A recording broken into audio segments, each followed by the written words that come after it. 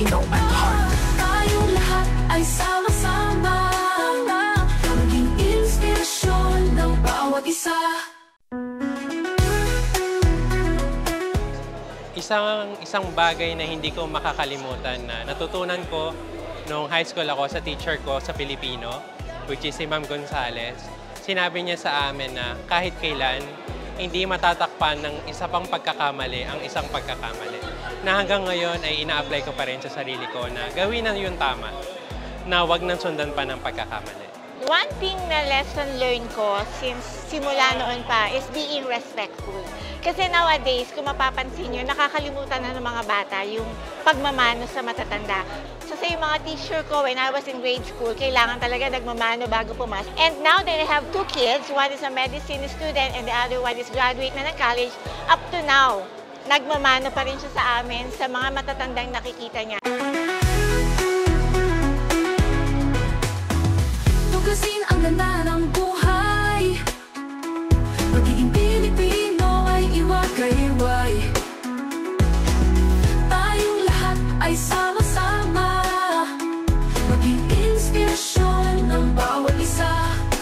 Mga gurong lubos ang malasakit, pasasalamat na itadaan sa awit. At ang ating kinabukasan, kanilang kaganakan, mga kwentong babaunin mapakailan pa nga. Mga gurong lubos ang malasakit pa sa bawat isa. Mapupulo ang nagulo ang lahat ng pag-asa. Mga gurong lubos. Taas ang bandera ng bawat Pilipino, saan man sa mundo panalo ang puso Pinoy. Taas noo saan man makarating, dala ang kultura at alak ng puso. Of the world we love Filipino at heart. Tayong lahat ay sama-sama, maging inspirasyon ng bawat isa.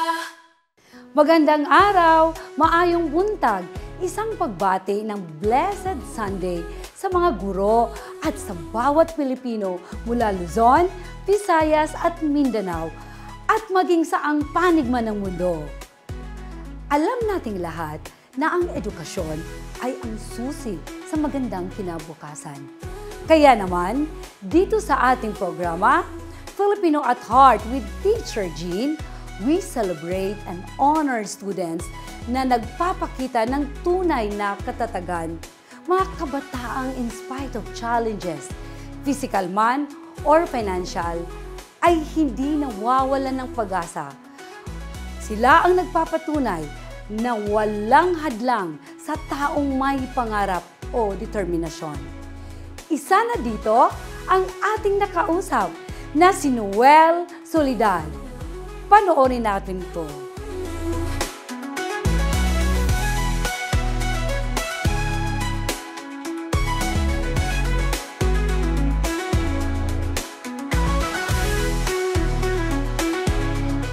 Mga ka-heart, madalas nating marinig at sinasabi ang kasabihang kapag may tiyaga, may nilaga.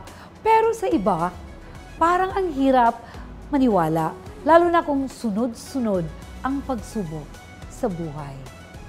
For today's episode, may ipapakilala kong isang taong bumangon mula sa kahirapan, hinarap ang matinding dagok ng buhay, at hindi kailanman sumuko. Isang binatang taga-Bagumbong, Caloocan City, na hindi nagpatinag sa hamon ng buhay, hindi natakot sa panghuhusga ng iba, at nagsikap upang matupad ang kanyang pangarap. Mga ka-heart, please welcome ang nakaka-inspire na at madiscarding estudyante noon na si Noel Soledad. Good morning po, ma'am. Bali, maraming salamat po sa pag-invite sa akin dito sa Filipino at Heart po. Ako, you're welcome. Salamat din, Noel, kasi inspiring yung story mo. Tsaka, Noel, balikan natin yung kabataan. Kasi ikaw ang panganay, no, sa 6 na magkakapatid. Tapos, ikaw ata ang tumataguyod sa family ninyo. Anong pakiramdam mo nun? Bali, nung una sobrang hirap po. Then, nung mga sumusunod na araw, natututo po ako na kumbaga, i-take yung responsibility po. Mahirap ba yun sa part mo? Opo, sobrang hirap po nun kasi meron din po akong karamdaman. So, parang sobrang, pag iniisip at ginagawa ko is, wala akong parang nahihirapan akong solusyonan. Nagsabi ka ng karamdaman. Ano ba ang karamdaman mo? Bali, meron po akong atelectasis lungs or nag-collapse yung kaliwa kong baga. Bali, hindi na po siya gumagana. So, hindi ka makapag-work. Pwede po ako mag-work kaso nga lang, sobrang hirap po. Natitrigger po yung sakit ko kapag sobrang na-hassle po ako sa trabaho. Siyempre, bilang alam mo na may ano ka na, di ba, may sakit ka na, tapos wala na yung ina mo? Nung time po kasi yun, nung namatay yung mama ko, then nagkasakit yung papa ko. So, nilipat po sila dun sa province, tapos ako po yung nagpaiwan. So, opo, bali, imbis malugmok or malungkot, is ginawa ko po, nag-aral po ako ulit, bumalik po ako sa pag-aaral. Saan ka nag-aral? Sa Caloocan? Opo. Oo. Tapos ano ang kurso mo? Nung una po, ALS lang po. Kasi hindi po ako nakatapos ng high school. So ALS. Tapos pagkatapos niyan, nag-graduate ka sa ALS para makakuha ka ng kurso mo. Opo. Diba? Ganun man yon. After 1 year, nag-enroll ka sa college. Bali, nahinto po muna ako kasi doon ko po nakuha yung sakit ko nung nag-working student po ako. After ko makagraduate ng ALS, then doon ko po naramdaman yung sakit ko. After na mapagamot ako, bumalik po ako sa college. So yung sakit mo, talagang ginamot, okay ka na sa sakit mo na yon? Halos hindi pa Yung po. collapse lung, di ba? Or kailangan mo talagang may maintenance ka nun? Hindi po. Kasi talagang bumabalik po siya. Bumabalik siya. So hindi ka ba nahihirapan nun? Nahihirapan po. Grabe, Noel. Habang nagpapagamot ka, paano mo pinagpatuloy ang pangarap mo na makapagtapos sa pag-aaral? Actually, hindi ko po alam nung una kung paano ko tatapusin yung pag-aaral. And ayun, may one day na-trigger ako. Kumbaga parang minalit yung kalagayan ng mama ko nung time na yun. Then, ayun, kahit yung papa ko ayaw maniwala sa akin na kaya ko mapagtapos ng kolehiyo. And ayun, maraming nag-doubt na hindi ko kaya makapagtapos. So, kahit ako lang mag-isa nung time na yun, ginawa ko po yung best ko para makapasok sa university. Nung una, sobrang hirap makapasok sa university kasi kailangan din ng exam, ganun. Tapos, yun, hanggang sa magawa ko po yung mga bagay na parang imposible para sa akin. Noel, at para matustusan mo yung pag-aaral, anong diskarte ginawa mo? Bali, sa umaga po is nagkaklase po ako and sa hapon at sa gabi po, doon po ako nag-hustle para magtinda ng graham balls and pastil po. And yun, nung time na yun, inuutang-utang ko lang po talaga yung mga puhunan ko. So, wala po talagang walang nagtitiwala sa akin. So, kailangan ko mangutang sa mga kaibigan ko, sa mga kakilala ko. So, doon po nagsimula yung bakit ako nagtitinda ng graham ball tsaka ng pastil po. Pero kumikita naman yung graham balls mo at saka pastil. Yes po, kumikita naman po lalo na sa mga estudyante na nakaka-relate po sa kung ano yung pinagdadaanan ko. Noel, anong pakiramdam mo na finally nakapagtapos ka sa iyong pag-aaral? Yung after 5 years po ng pagsusumikap ko is, ang naramdaman ko po is masaya and malungkot. Yung masaya po is finally nakapagtapos na po ako and naitaguyod ko yung sarili kong pag-aaral. At yung malungkot po is feeling ko parang may kulang dahil nga yung mama ko is namatay. Pero masaya yung mama mo sa heaven. Kasi at least nakapagtapos ka, di ba? Yan ang pinaka-importante. Yes po, ayun po talaga yung pinaka-pangarap niya sa amin. And lalong-lalo na sa akin. Lalo na nung before siyang mawala, palagi niya pong sinasabi is, hindi kami nakapagtapos ng pag-aaral, so kailangan pagsumikapan yung mga pagtapos ng pag-aaral. Ako, Noel, sa ngayon may sarili ka ng business. Tama ba ako? Naisip-isip ko nung after ko makagraduate, ano yung pwede kong pagkakitaan bukod sa pagtatrabaho. And ayun, after kong makapag-resign sa trabaho, pinasok ko po yung pagiging online business, which is yung pastil. Okay. So, ito online, pero meron ka rin, nagbebenta ka rin physical. Yes po. Anong mensahe mo sa mga taong dumadaan din sa pagsubok sa buhay? Huwag kayong mapanghihinaan ng loob. Kung ano man yung pagdaanan nyo sa buhay, lalo na mapag-isa kayo. Sabi nga sa nasa Diyos ang awa, nasa tao ang gawa. So, kailangan nating magsumikap parate and pagtiyagaan lang natin. Okay lang na hindi tayo magaling sa kung ano yung mga bagay na meron sa mundo. So, kailangan lang natin mag-excel sa kung ano yung kaya lang natin. So, keep going lang and yun. Maraming salamat, Noel. Ikaw at ako ay patunay na ang tagumpay ay hindi lang para sa mga ipinanganak na may pribilehiyo, kundi para rin sa mga taong handang magsikap at lumaban kahit anong pagsubok. Sa mga viewers natin na ang pakiramdam ninyo ay wala ng pag-asa, tumingala ka lang. Bawat pagsubok may dahilan. Ang bawat luha may katumbas na tagumpay. Maraming salamat, Noel, sa inspirasyon. Dalangin namin ang patuloy na pagbuti ng iyong kalusugan. Magbabalik po ang Filipino at Heart with Teacher G.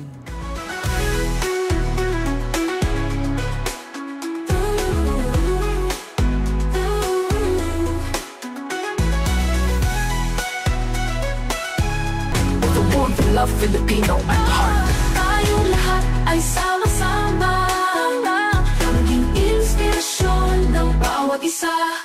Tayong lahat ay sama-sama, maging inspirasyon ng bawat isa. You're still watching Filipino at Heart with Teacher G. Today, we would like to honor those who have dedicated their lives to shaping the future of our nation. Our retired teachers. Ang mga guro na nag-alay ng kanilang buhay sa paghubog ng kinabukasan ng ating bayan. They are the guiding light that led us on the path of knowledge. Sila din ang mga kamay na humubog sa ating mga pangarap. Kilalanin natin ang dalawang retiradong guro this morning, si Teacher Tess at Teacher Placer. Let's all watch this.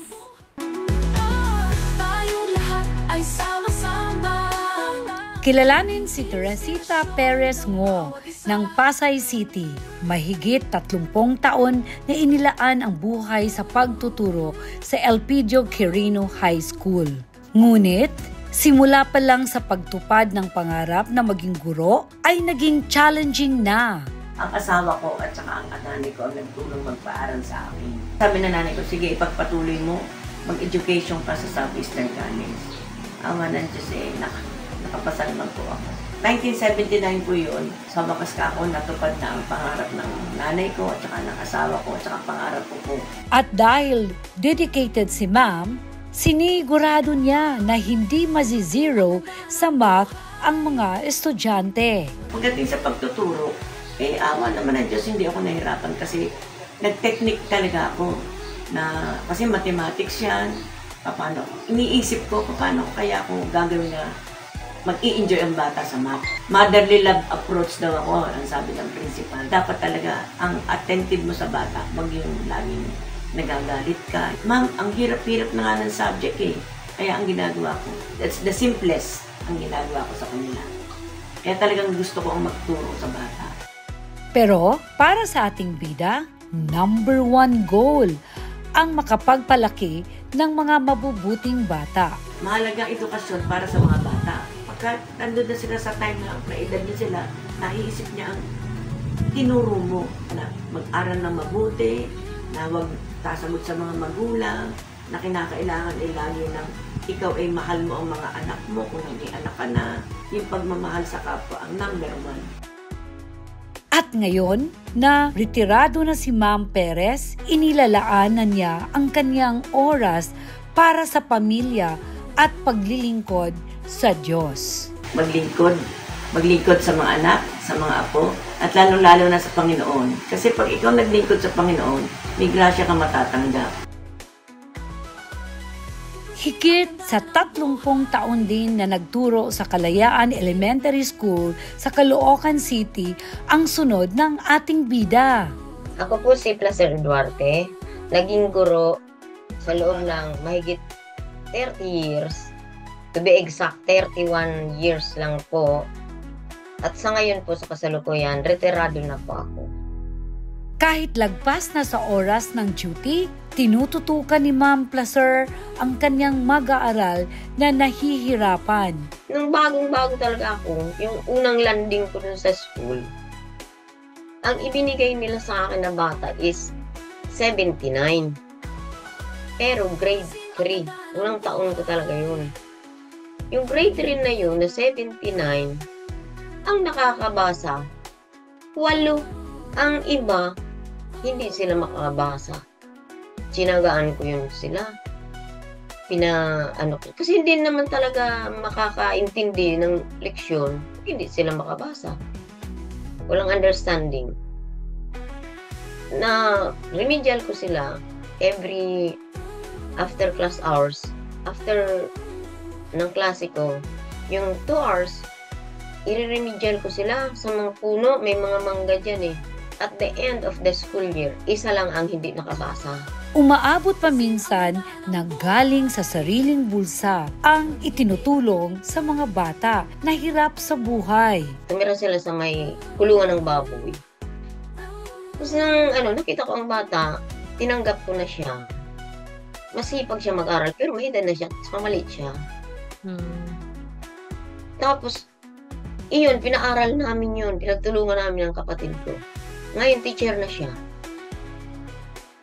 Naranasan din niyang maging teacher volunteer sa eleksyon. Kasama na ang hirap, puyat, at ang manganib ang buhay para masigurado ang malinis na butuhan. Hindi talaga pa maganda ang mga facilities ng school. Pumunta ako sa likod ng school. Ay, may bumaril sa transformer. Kitang-kita ko talaga na pumutok yung transformer, may bumaril. Di tumakbo ako doon sa presinto ko. Nilak ko ang pinto. Nagsinda ako ng mga kandila at flashlight. Yun ang mga nakakatakot na panahon ng eleksyon. Kasi nasa hotspot lagi ang Caloocan. Bilang guro at lingkod bayan, hindi matatawaran ang dedikasyon sa kanyang inilaan. At bilang ikalawang magulang, sa tagumpay ng mga bata na dumaan sa klase niya. Ayokong ipahalata, pero parang mas masaya pa yata ako sa nanay niya. Katulad noon, nung nagtitraining ako sa kanila. Pag may nanalo dyan, hindi ako makiat sa stage. Gusto ako taga-picture. Yung mga Latin honors nila pag college. Sayang-saya na ako doon. Kasi halos naman ang naging estudyante ko, despite na mahirap yung lugar, nag-prosper naman sila. Nabago yung mga buhay nila dahil nag-aral sila.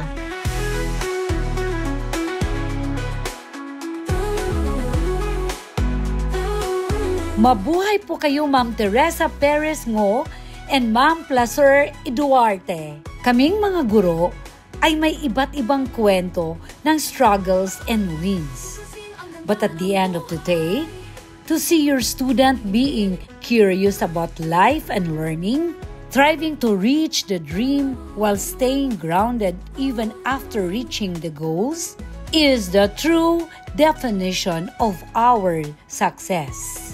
Sa bawat retiradong guro, lagi niyo pong tatandaan na saludo kami sa inyo dahil walang kahit anong propesyon kung walang guro na nagtiyaga na magturo. Tayong lahat ay sama-sama, maging inspirasyon ng bawat isa. Tayong lahat ay sama-sama, maging inspirasyon ng bawat isa. Kasama natin ang isang tunay na inspirasyon sa larangan ng correctional services. Siya ay hindi lamang isang dedicated warden, kundi isa ring tagapagtaguyod ng pagbabago at pag-asa para sa ating mga persons deprived of liberty, o PDLs. Mga ka-heart, makakasama natin si Sir Aris Villa Esther, ang Warden of Lipa City Jail. Welcome po, sir. Thank you po sa pagtanggap sa amin dito, and karangalan po namin na mai-share sa mga televiewers yung advocacy po ng The Hope Project ng Lipa City Jail. Pati rin kami, sir. Sir, bago po tayo magsimula sa inyong proyekto, gusto ko munang malaman, ano po ang nagtulak sa inyo na pumasok sa field of correctional administration? Bata pa lang po kasi ako, namulat na tayo sa serbisyo. Kasi yung aking stepfather po ay isang police general. Yung isang kapatid ko naman ay police captain. Halos nasa line of service na po talaga kami at most of our time nasa loob po kami ng kampo. So, in my early days, lumaki kami na meron po talagang disiplina, integridad at serbisyo sa pamamagitan po ng aking father. And dahil po doon, nung ako po ay nagkaroon ng chance na sumama po sa Bureau of Jail Management and Penology, after graduating po sa Philippine National Police Academy, ay syempre naging mas okay yung bureau na ito sa akin para mas mabigay namin yung mas magandang service na gusto ko pong mangyari sa aking career. Nagustuhan ko talaga yung pananaw mo. Ngayon, andito ka para mabuo yung advokasya mo. And the Hope Project. Ano po yun, yung Hope Project na ginagawa mo ngayon? Well, yung The Hope Project po, ito po yung isang project kung saan yung ating mga PDLs or persons deprived of liberty ay gumagawa po ng mga quality artworks. At yung mga artworks na ito po ay amin pong binibenta. Okay. And yung proceeds ng artworks ay napupunta po sa kanilang pagbayad ng kanilang kalayaan or pagbayad ng kanilang mga bail or other gastusin while they are inside the facility. So, na-initiate natin ito when I was in Tagaytay City Jail at ipinagpatuloy natin sa lahat ng mga jails na napupuntahan po natin. Dahil ang realidad po talaga ay hindi natin nabibigay lahat-lahat ng mga kailangan ng PDLs, and it is our initiative na magkaroon ng ganitong klaseng advocacy so that hindi na po sila maghanap ng other means. So kahit nasa loob po sila ng jail facility, sila po ay nagiging productive at kumikita pa rin sila. Yeah, productive talaga sila. Yes. Doon sila nakafocus, hindi sila, kasi minsan yung loneliness, andun papasok yun eh. Kasi wala yung family nila. But since busy sila, malaking bagay, so malaking tulong talaga sa kanila na may ginagawa sila. Exactly. Nadidevelop pa yung skills nila. Yes. No? Nakakatuwa pag ganun. Nakaka-inspire po yun, sir, no? Sir, isa po kayong tunay na bayani. At hindi lang ito para sa isang proyekto. Ito po ay isang long-term advocacy. Ano po ang naging impact nito sa buhay ng ating mga PDLs? Teacher Jean, sobrang napakalaki ng impact na ginagawa namin in the Hope Project. Kasi one thing is, yung ginagawa nilang mga artworks, this is their way of expressing themselves. So mas napapa-express na lang yung self nila paggawa ng mga artworks na ito. And lumilipas po yung araw nila sa loob ng jail facility habang nakakulong sila that they are productive. And one thing na nakatulong po sa kanila is that maraming mga tao katulad po ninyo na nakaka-appreciate po ng ginagawa nila. So by that alone, sobrang laki po ng impact nila na nagkakaroon po sila ng parang silbi or purpose kung bakit po sila nandun sa loob ng jail facility. So, the goal of the Hope Project is really to really give them hope na kahit nasa loob po sila ng jail facility, may pag-asa pa rin at they can still be productive kahit na sila po ay nakakulong. And there's a lot of things to do kahit po nasa loob ng kulungan. Tama yun, sir. Ano? At saka, big help na rin financially. Kasi yung iba malalayo ang families. So at least, dahil dito, nagkakaroon sila ng income. Na hindi na sila nag-iisip, no? Teacher Jean, ang nangyayari nga instead na yung family nila as visitors, pupunta sa jail para bigyan sila ng something, sila yung nagbibigay dun sa kanilang mga visitors, yung mga loved ones sa labas. So, this is a very great help sa ating mga PDLs. I know malaking tulong ito sa kanila emotionally and syempre sa kanilang pagbabagong buhay. So, sobrang laking impact nito para sa kanila po. Nakakatuwa. Sobrang kayo talaga yung nagbigay sa kanila ng hope. Ang galing. Sir, ano po ang mensahe ninyo sa mga viewers? Na kapag merong mga PDLs na lumaya, tulungan po natin sila magbagong buhay dahil kapag hindi natin sila nabigyan ng second chance, ang mangyayari, uulit-ulit lang po yung crimes na gagawin po nila, and in return, babalik po sila sa BJMP. So, we really need your support para po sila ay matulungan 100%. Sir, maraming salamat po sa inyong oras at saka yung mga ginagawa mo para sa PDLs. Well, maraming salamat din po, Teacher Jane. And on behalf po sa Lipa City Jail under the Hope Project, we will give you this token of appreciation. Ang tawag po dito ay Oliva, the olive leaves, the peace branch po ang tawag. So, ang Lipa City Jail po kasi is known for its peace education. So, we will give this to you as our token po sa pag-invite nyo sa amin dito sa inyong programa. Thank you so much. Thank you. Laging tandaan na ang pagbabago ay posible basta may pag-asa at malasakit. Maraming salamat po sa pagtutok ninyo. Abangan ninyo next week ang iba pang kwento na tiyak magbibigay inspirasyon sa inyo. Sir, sabayan mo ako. Filipino at heart, pusong Pinoy, pusong guro with Teacher Jean. This coming week, sigurado na may ilan na magpapahinga at may mga magbabakasyon because of the long holiday. At meron namang mag-i-immerse into a reflective journey. Naway, kung ano man ang ating plans this week, we remember the word gratitude. Gaya na lamang ng mga bisita natin today. Isang nagpasalamat dahil nakapagtapos sa pag-aaral kahit may pagsubok. Mga retiradong guro na patuloy nating pasasalamatan sa kanilang serbisyo. At isang jail warden na nagbibigay pag-asa sa mga persons deprived of liberty or PDLs. Magkita na punta sa sunod diri sa Filipino at Heart, Pusong Pinoy, Pusong Guro with Teacher Jean. Bye! Filipino at Heart would like to thank MC Grazing Table, Mr. Bean's Coffee Bar, Aroma de Amor, J&V's Catering, Imprenta Republica Printing Services, On The Snap, Photoman, and Photo Booth by Photography, Ablasa Creatives Advertising, Grill and Guzzle Korean Barbecue Food Cart, TRS Duran Lights and Sounds, our main events, Penny Piggy Fen, Starlight International School, Sugared Food Supplement.